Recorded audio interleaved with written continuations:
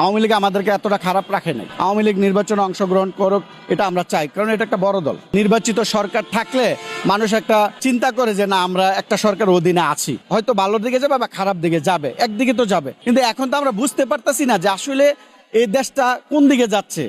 এখানে যেহেতু নির্বাচিত সরকার নাই, অবশ্যই প্রত্যেকটি মানুষ একটা নির্বাচিত সরকার চায় বলে আমি মনে করি। আসলে কি আমরা বাঙালি খুঁজে পাচ্ছি না এই প্রশ্নের উত্তর। অনেকে স্বার্থের জন্য অনেক কিছু বলতে পারে। আসলে আমি ব্যক্তিগতভাবে বলি, আমি রাজনীতির সাথে কোনো জড়িত নই, আমি একজন সাধারণ মানুষ। এখন যে সংস্কার বলে, হ্যাঁ, আসলে এই সংস্কার বলতে কি বোঝায়?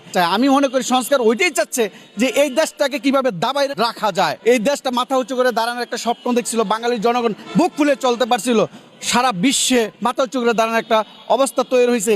এই সময় দেশটাকে কিভাবে ধ্বংস করা যায়, নিশ্চিহ্ন করা যায়, সেটা চলছে।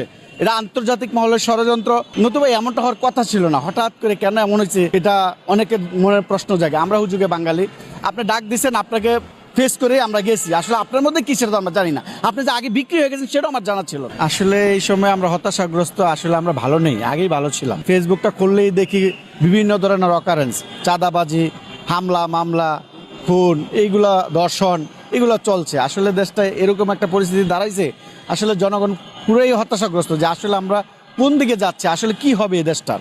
আমরা কি আসলে খেয়ে পরে ভালো থাকতে পারবো আগের মতো, নাকি আমরা আবারও রসাতলে যাচ্ছি, আবারও সেই পূর্বের পাকিস্তানের মতন ওইভাবেই অস্বাধীন হয়ে রয়েছি? কোন ধরনের স্বাধীনতা, এটা আমরা জনগণ আজও বুঝতে পারতেছি না। ওপেন মিডিয়াতেও দেখতেছি যে ওপেন চাঁদাবাজি করতেছে। হ্যাঁ, আগে শেখ হাসিনা দোষ ছিল যে কি উনি মনে এগুলা করে, আসলে উনি করায় না, বাট তারা নিজের একটা সংগঠন, ওই সংগঠনের জন্য তারা হয়তো কিছু একটা নিত খরচের জন্য বা কেমনে তারা তাদের মতো করে।